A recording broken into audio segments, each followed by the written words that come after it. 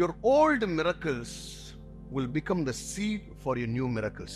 அதாவது உன் பழைய அற்புதங்களே உன் புதிய அற்புதங்களுக்கான விதையாக மாறும். எத்தனை பேர் ஆமென் சொல்றீங்க? அந்த பழைய அற்புதம் அப்படியே நடந்துட்டு அப்படியே நின்றாது. கர்த்தர் அந்த பழைய அற்புதத்தை யூஸ் பண்ணாமலாம் விட்டுற மாட்டார். அந்த பழைய அற்புதமே உன் புது அற்புதத்துக்கான விதையாக மாறப்போகுது. ஏன்னு சொல்ற வாசிங்க. அப்போ ராஜா கேட்கிறார், என்ன கேட்கிறார்? Is this true? வாசிங்க. ராஜா அந்த ஸ்திரீ கேட்டதற்கு அவன் அதை அவனுக்கு விவரித்து சொன்னார். அதை அவளுக்கு விவரித்து சொல்லுகிறார். என்ன நடந்தது? என் பையன் வந்தான், தலைவலி கீழே கொஞ்சம் செத்தான், செத்த பையன் நான் ரூம்ல போட்ட, ரூம்ல இருந்து அங்க போனேன். இதெல்லாம் ஃபுல் விவரம் கொடுக்குறாங்க. 2 ராஜாக்கள் 4வது அதிகாரம் வீட்டுல போய் வாசிங்க. அப்பொழுது ராஜா அவளுக்கு ஒரு பிரதானியை நியமித்து, பாருங்க 3 அற்புதங்கள் நடக்குதுங்க. 3 miracles. இந்த ஒரே வசனத்துல 3 அற்புதங்களை செய்கிறார். ஃபர்ஸ்ட் அற்புதம் என்ன? ராஜா அவளுக்காக ஒரு பிரதானியை அனுப்புகிறார். அல்லேலூயா. பாருங்க, இவ என்னன்னா யார் சப்போர்ட்டும் இல்லாம போகிறா. இப்ப பாருங்க, நிலத்தையே கொடுத்தாலும் என்ன வேணும், யாராவது ஒருத்தரத்தை வாங்கி கொடுக்கணும். நம்மளுக்கு சில நேரத்தில் நம்மளுக்கு அப்படிதான் இருக்கு. எனக்கு ஒரு சால் சப்போர்ட்டே இல்லையா, பெருசா சப்போர்ட் இல்லை, எனக்காக பேசுற ஆளுங்களாம் நான் கூட இல்லை. இங்க பாரு, முதல் அற்புதம் என்னன்னா ராஜா அவருடைய பிரதானியை அனுப்புகிறார். யாரு? The king sends his official for her. இவளுக்கு நடக்கிற முதல் அற்புதம், ஆளே இல்லாம போகிறவளுக்கு ராஜாவோட ஆள் அனுப்பப்படுகிறார்.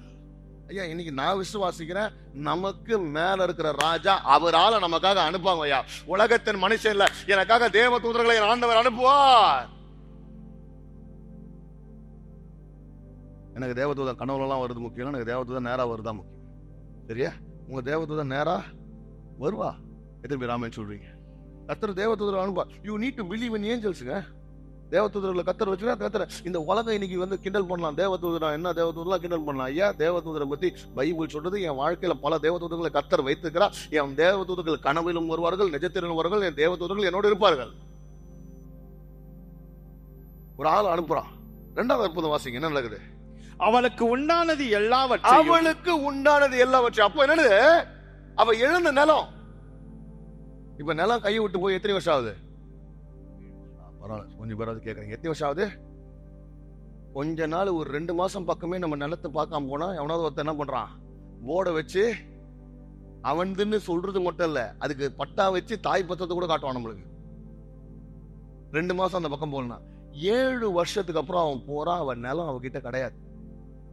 2வது அற்புதம் என்ன நடக்குதுன்னா, 7 வருஷத்துக்கு அப்புறம் போனாலும், எப்ப உனக்கு வர வேண்டிய நிலம் அங்க இருக்குது, உன் நிலம் உன்கிட்ட தான் வரும், உன் வீடு உன்கிட்ட தான் வரும், உன்னுடைய சொத்து, உன்னுடைய ஆசீர்வாதம், உனக்கு வைத்த வாக்குத்தத்தம் 7 வருடங்கள் ஆனாலும் 70 வருடம் ஆனாலும் கர்த்தர் உனக்கு கொடுப்பார். அல்லேலூயா.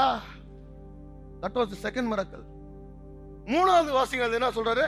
அவள் தேசத்தை விட்டு போன நாள் முதல் இதுவரைக்கும் உண்டான அந்த வயலின் வருமானம் அனைத்தையும். 3வது காரியம், 7 வருஷமா நிலம் போய் நம்மளுக்கு வந்தாலே போதும், நம்ம என்ன பண்ணுவோம், பாதியிலே ராஜா சொல்றதுக்குள்ளே ஸ்தோத்திரம் சொல்லிட்டு ஓடியாந்துருவோம். நிலத்தை திருப்பி சோத்திரம் ராஜா, தேங்க்யூ ராஜான்னு பாதியிலே ஓட. ராஜா இருயா, நான் முடிக்கவே இல்லை. இப்படிதான் பல பேர் ஜபத்துல ஏஞ்சி வந்துடுறீங்க. கர்த்தர் சொல்லி முடிக்கிறதுக்குள்ளே போதும் ஆண்டவரே, ஐயோ நிலம் கிடைச்சா போதும்.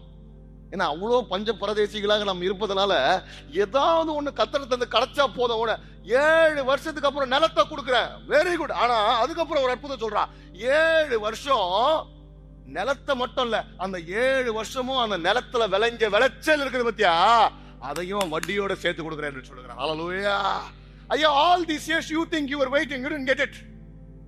அதுல எனக்கு என்ன தெரியுமா ரொம்ப பிடிச்சது, அந்த லாஸ்ட் பாயிண்ட், 7 வருஷம் நான் வேலை செய்யாம என் நிலத்துல எவனோ ஒருத்தன் வேலை செஞ்சு அவனால வந்த லாபத்தை கர்த்தர் என் கையில எடுத்து கொடுக்குறாரு பத்தியா. அல்லேலூயா. இதை விட வேற என்ன வேணும் யோசிச்சு பாருங்களேன். நம்மளுக்கு அப்பாயின்மெண்ட் லெட்டர் கொடுத்துறாங்க, ஆபீஸ்க்கு நம்ம போறத எவனோ ஒருத்தன் வேலை செய்யற, சம்பளம் மட்டும் நம்மளுக்கு வருது அக்கௌண்ட்ல. லிட்டலா தான் நடக்குது. 7 வருடம் நான் என் நிலத்தை இழந்தேன். யாரோ ஒருத்தன் நிலத்தை அபகரித்துக் கொண்டிருக்கலாம், யாரோ ஒருத்தன் நிலத்தை அனுபவிச்சிருக்கலாம். ஆனா அவன் அனுபவிச்சு 7 வருஷமா கஷ்டப்பட்டு விதைச்சான் பத்தியா, அந்த விதைச்சலுக்கான எல்லா அறுவடையும் 7 வருடங்கள் கழித்து எனக்கு தான் வரும்.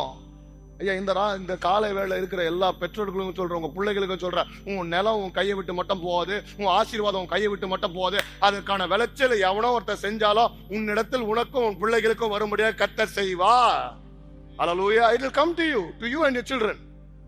அதான் 3வது அற்புதம். இதுக்கெல்லாம் காரணம் என்ன தெரியுமா? முதல் அற்புதம் 7 வருஷம் முன்னாடி நடந்த அற்புதம். என்னை கர்த்தர் உன்னை நினைவூட்டுகிறார். உன் வாழ்க்கையில் நடந்த அற்புதங்களும் சாட்சிகளும் அப்படியே செத்துறாது. அதுல இருந்து கத்தர் ஆரம்பிச்சு இன்னும் படிப்படியா மற்ற அற்புதங்கள் நடக்க போகுது. எத்தனை பேர் ஆமென் சொல்றீங்க? ஒண்ணுக்கு அப்புறம் Qatar is going to make sure it's done. அந்த அற்புதம் செய்த எலிசா இருந்தாரு. இப்ப நடக்கிற அற்புதத்துக்கு யாருமே இல்லை, வேலைக்காரன் தான் இருக்கிறார். சில நேரத்தை நம்ம யோசிக்கிறோம், அந்த அற்புதத்தை செய்த எலிசா திருப்பி என் வாழ்க்கையில் வேணவே வேணாம். கத்தர் எலிசா வச்சு செய்வாரு, எலிசா வேலைக்காரனை வச்சு செய்வாரு, வேலைக்காரனும் யாரும் இல்லைனாலும் கத்தர் செய்வார். சோ அதனால தயவு செய்து ஒவ்வொருத்தரையும் அற்புதம் நடக்கிறதுக்கு எனக்கு எலிசா வரணும்னு நினைச்சே பார்க்காத. அந்த 7 வருஷம் முன்னாடி இதை இப்ப தேவையே இல்லை. கத்தர் என்ன பண்ணாரு? அந்த அற்புதத்தை நான் இன்னொரு அற்புதத்தை செய்கிறார். ரோமர் 5:3-4-5. அது மாத்திரமல்ல, உபத்திரவம் பொறுமையையும், பொறுமை பரீட்சையும், பரீட்சை நம்பிக்கையும் உண்டாக்குகிறது நாங்கள் அறிந்து உபத்திரவங்களிலேயும் மேன்மை பாராட்டுகிறோம். அதாவது இன்னைக்கு காலையில நான் சொன்னல, என் ஆராதனை எதுல இருக்கணும்? என் உபத்திரவத்திலும் என் ஆராதனை கத்தரை உயர்த்த வேண்டுங்க. என் சந்தோஷத்துல மட்டும் இல்ல, என் உபத்திரவத்துல நான் மேன்மை பாராட்டுகிறேன். என் வலியில, என் வியாதியில, என் இழப்புல, என் லாஸ்ல, எல்லாவற்றிலும் நான் மேன்மை பாராட்டுகிறேன். வாசிங்க. மேலும் நமக்கு அருளப்பட்ட பரிசுத்த ஆவியினாலே தேவ அன்பு நம்முடைய இருதயங்களில் ஊற்றப்பட்டிருக்கிறபடியால் அந்த நம்பிக்கை நம்மை வெட்கப்படுத்தாது. அந்த நம்பிக்கை நம்மை வெட்க. இந்த கடைசி இந்த லைனோட நான் முடிக்கிறேன். கர்த்தர் மேல நீ வைத்திருக்கிற நம்பிக்கை உன்னை வெட்கப்படுத்த வாய்ப்பே கிடையாதுயா. நீ இழந்தது 7 வருஷமாக இருக்கலாம், நீ இழந்ததை யார் வேணா பறித்து கொண்டிருக்கலாம், உன் நன்மை போயிருக்கலாம், உன் கணம் எல்லாம் போயிருக்கலாம். No matter what you lost this morning, if you're watching me live also, நீ இழந்தது என்ன வேணா இருக்கலாம். அந்த காலில் ஒவ்வொருத்தரும் ஒரு காலத்தை இழந்திருப்ப. நான் கத்த சொல்றாரு, இல்லையா, அது இழந்தது எல்லாம் உன்னிடத்துல கத்த திருப்பி கொடுக்க போகிறார். You will receive it. ஐயா, ஒரு நாள்ல நான் இந்த மாதிரி வாழ்ந்தேன், ஒரு நாளத்துல நான் இப்படி இருந்தேன், ஒரு காலத்துல அப்படி இருந்தேன். ஐயா, கத்தர் சமூகத்துல எதுவுமே விட்டு போக வாய்ப்பே இல்லை. கத்தர் திருப்பி கொண்டு வருவார். உன்னுடைய சாட்சிக்கு ஒரு மேடை கிடைக்கும். உன்னுடைய பல அற்புதங்கள் என்ன பண்ணும்? மற்ற அற்புதங்களுக்கான விதையாக மாறும்.